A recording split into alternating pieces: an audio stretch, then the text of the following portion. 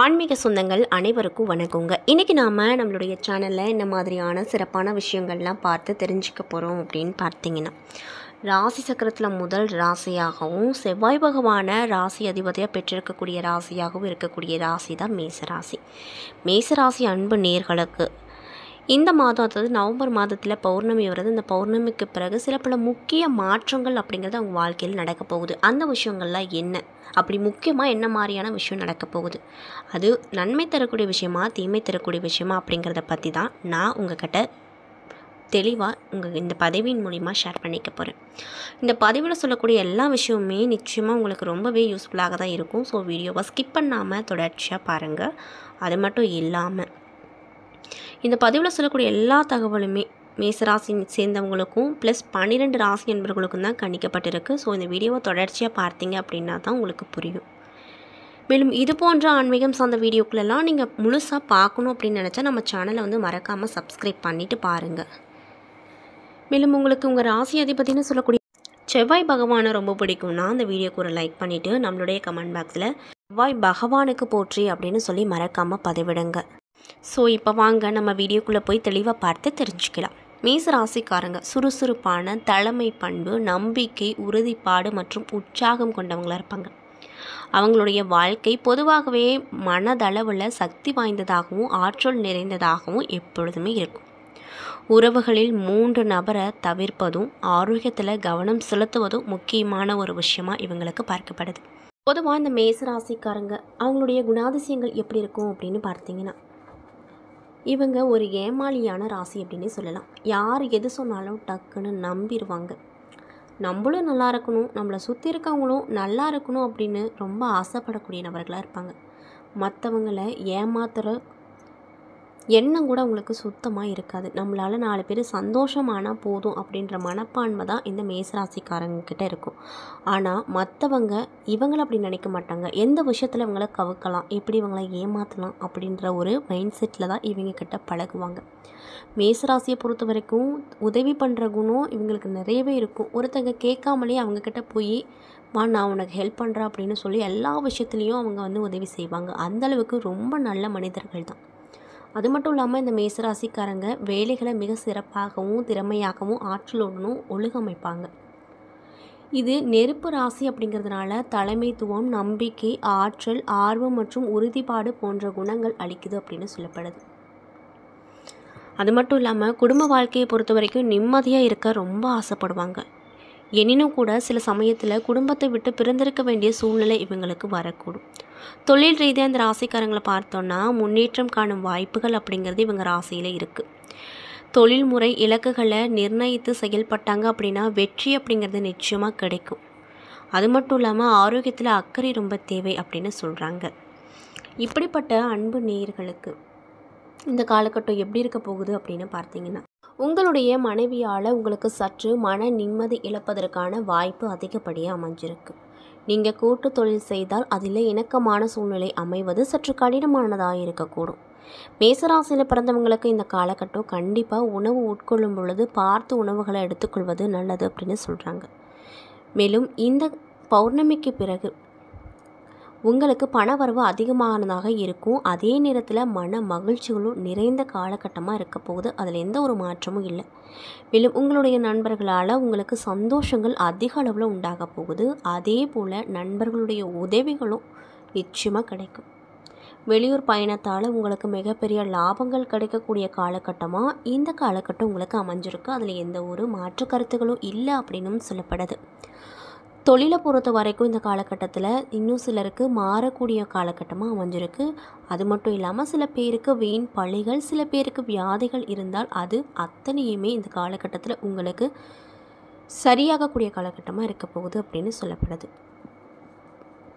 மேலும் உங்களுக்கு இந்த பௌர்ணமிக்கு பிறகு ஒரு நல்ல ஒரு காலகட்டம் அமைய போகுது. அதாவது உங்கள் உடல் ரீதியான பாதிப்புகள் நன்மை தரக்கூடிய விஷயமாக அளிக்க போகுது. மேசராசியில் பிறந்தவங்களுக்கு இந்த பௌர்ணமிக்கு பிறகு குறிப்பாக இந்த பௌர்ணமி தாண்டி உங்களுக்கு வரவுகள் பெரிதளவில் இருக்காது. வரவுக்கு மீறிய செலவுகள் இந்த காலகட்டத்தில் உங்களுக்கு இருக்கக்கூடியதாக திகழப்போகுது.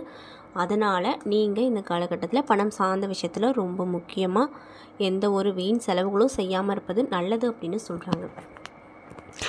அதே போல் மேச ராசியில் இருக்கக்கூடிய அஸ்வினி நட்சத்திர அன்பர்களுக்கு இந்த பௌர்ணமிக்கு பிறகு எப்படி இருக்க போகுது அப்படின்னு பார்த்தீங்கன்னா, வாழ்க்கையின் அர்த்தத்தை முழுமையாக புரிந்து வாழ்ந்து வரக்கூடிய அஸ்வினி நட்சத்திர அன்பர்களுக்கு இந்த காலகட்டத்தில் எப்படி இருக்க போகுதுன்னு பார்த்தீங்கன்னா, கவனமாக செயல்படக்கூடிய காலமாக உங்களுக்கு அமையப்போகுது. ஏன் அப்படின்னா, பூர்வ புண்ணிய ஸ்தானத்தில் சஞ்சரித்து வரும் கேது குடும்பத்திற்குள்ளே குழப்பத்தை அதிகமாக ஏற்படுத்துவார். பூர்வீக சொத்தில் எதிர்பாராத பிரச்சனைகளை உண்டாக்க செய்வார். உறவுகளுக்கும் உங்களுக்கும் இடைவெளியை ஏற்படுத்துவார். புதிய நட்பால் குடும்பத்துக்குள்ளே குழப்பங்கள் உருவாகும். லாபஸ்தானத்தில் சஞ்சரித்து வரும் ராகு உங்களுக்கு வரவேண்டிய வசதிகளை உங்களுக்கு வழங்குவார். தொழில் மற்றும் வியாபாரத்தில் முன்னேற்றத்தை அடைய செய்வார். வருமானத்தை பெருக்கி கொடுப்பார். கையில் பணம் புரளும். வெளிநாட்டில் இருந்து எதிர்பார்த்த தகவல் அப்படிங்கிறது கண்டிப்பாக கிடைக்கும். இன்னும் சிலருக்கு வசிக்கும் இடத்தை விட்டு வேறு இடத்திற்கு செல்லக்கூடிய நிலை வரப்போகுது. சொந்த வீட்டில் குடியேறும் நிலை இன்னும் சிலருக்கு வரப்போகுது. தொழிலில் அக்கறை அதிகரிக்கும். வீண் செலவு விரயங்களும் குறையும். மனதில் நிம்மதி கிடைக்கும். மாணவர்களுக்கு படிப்பில் ஏற்பட்ட பின்னடைவு விலகும். விவசாயிகள் விளைச்சலில் கூடுதல் கவனம் செலுத்துவது நல்லது அப்படின்னு சொல்கிறாங்க. மேலும் உங்களுக்கு அதிர்ஷ்டம் தரக்கூடிய நாட்கள் நவம்பர் 7, 9, 16. செய்ய வேண்டிய பரிகாரங்கள் என்னன்னு பார்த்தீங்கன்னா, விநாயகர் பெருமானை நீங்கள் வணங்கிட்டு வர கண்டிப்பாக உங்களுக்கு ஏற்பட்டிருக்கக்கூடிய பிரச்சனைகள் தீரும். மேலும் பரணி நட்சத்திர அன்பர்களுக்கு இந்த காலகட்டம் எப்படி இருக்குன்னு பார்த்தீங்கன்னா, நினைத்ததை சாதிக்கும் திறமையும் யோகமும் கொண்டிருக்கக்கூடிய உங்களுக்கு இந்த பௌர்ணமிக்கு பிறகு கவனமாக இருக்க வேண்டிய காலகட்டமாக அமைஞ்சிருக்கு. அதிர்ஷ்டக்காரகன் அப்படின்னு சொல்லக்கூடிய சுக்கிரன் நவம்பர் 3 வரைக்கும் சத்ரு ஜெயஸ்தானத்தில் சஞ்சரிப்பதால் நன்றாக பழகி வந்தாலும் எதிர்ப்பு உண்டாகும். தேவையற்ற பிரச்சனைகள் தானாகவே தேடி வரும். உடல்நிலையில் சின்ன சின்ன பாதிப்புகள் வரப்போகுது. நவம்பர் 3 முதல் சப்தமஸ்தானத்தில் சுக்கிரன் சஞ்சரிப்பதால் எதிர்பாலினத்தாரால் செயல்களின் தடுமாற்றம் உண்டாகும். தொழிலின் மீதான கவனம் குறையும். இன்னும் சிலருக்கு குடும்பத்தில் குழப்பம் வரக்கூடும். அப்படிங்கிறதுனால கவனமாக செயல்படுவது நல்லது. மேலும் சுகஸ்தானத்தில் சஞ்சரிக்கக்கூடிய குரு 8, 10, 12ஆம் இடத்துல பார்ப்பதால் இன்னும் சிலருக்கு திடீரென அதிர்ஷ்ட வாய்ப்புகள் வரும். நீண்ட நாள் கனவு நனவாகும். வேலை தேடி கொண்டிருப்பவர்களுக்கு தகுதியான வேலை வாய்ப்புகள் கிடைக்கும். பணியாட்களுக்கு ஏற்பட்டிருந்த நெருக்கடிகள் நீங்க போகுது. அது மட்டும் இல்லாமல் வியாபாரம் தொழில் முன்னேற்றம் அடையும். புதிய தொழில் தொடங்கும் முயற்சியில் வெற்றி கிடைக்கும். நினைப்பது நடக்கவில்லையே, வாழ்க்கையில் நிம்மதி இல்லையே அப்படின்ற நிலை மாறும். நிம்மதியான உறக்கமும் மனதில் தெளிவும் உண்டாகும். லாபஸ்தானத்தில் ராகு பணப்புழக்கத்தை அதிகரிக்க செய்வார். வெளிநாட்டு தொடர்பு ஆதாயத்தை ஏற்படுத்தும். கலைஞர்கள் மற்றும் பங்கு சந்தையில் ஈடுபட்டிருக்கக்கூடியவங்களுக்கு ஆதாயங்கள் கூடும். குடும்பத்தில் இருந்து வந்த நெருக்கடி நீங்கும். தம்பதியர் ஒருவரை ஒருவர் அனுசரித்து செல்வது நல்லது அப்படின்னு சொல்கிறாங்க. மேலும் உங்களுக்கு அதிர்ஷ்டம் தரக்கூடிய நாட்கள் நவம்பர் 6, 9, 15. செய்ய வேண்டிய பரிகாரம் பிரத்யாங்கரை அம்மனை வழிபட்டு வர நல்லது நடக்கும். மேலும் கார்த்திகை 1ஆம் பாத நட்சத்திர அன்பர்களுக்கு இந்த காலகட்டம் எப்படி அமைஞ்சிருக்கு அப்படின்னு பார்த்தீங்கன்னா, எந்த நிலையிலும் சுய மரியாதையை விட்டு கொடுக்காமல் வாழ்ந்து வரும் உங்களுக்கு இந்த காலகட்டம் புதிய பாதையை நடைபோடும் காலகட்டமாக அமைஞ்சிருக்கு. அதாவது சப்தமஸ்தானத்தில் சஞ்சரிக்கக்கூடிய சூரியன் பணிபுரிபவர்களுக்கு இடமாற்றத்தை ஏற்படுத்துவார். இன்னும் சிலருக்கு புதிய வீட்டில் குடியேற செய்வார். இன்னும் சிலருக்கு வசிக்கும் ஊரை விட்டு வெளியூருக்கு செல்லக்கூடிய நிலையை உண்டாக்க செய்வார். ராசிநாதன் மாதம் முழுவதுமே சப்தம அஷ்டமஸ்தானத்தில் சஞ்சரிப்பதால் மனதுக்குள்ளே ஒரு பதட்டம் இருந்து கொண்டே இருக்கும். வீண் பயம் ஏற்படும். என்றாலும் கூட அஷ்டமஸ்தானத்தில் குரு பார்ப்பதால் நெருக்கடி இல்லாமல் போகும். எந்தவித பிரச்சனை வந்தாலுமே அது வந்த வழி தெரியாமல் விலகிடும். தொழிலில் லாபத்தை நோக்கி செல்வீங்க. பயணங்கள் மூலமாக நிறைய பலன் கிடைக்கும். பயனாட்கள் உங்களுக்கு ஒத்துழைப்பும் கொடுப்பாங்க.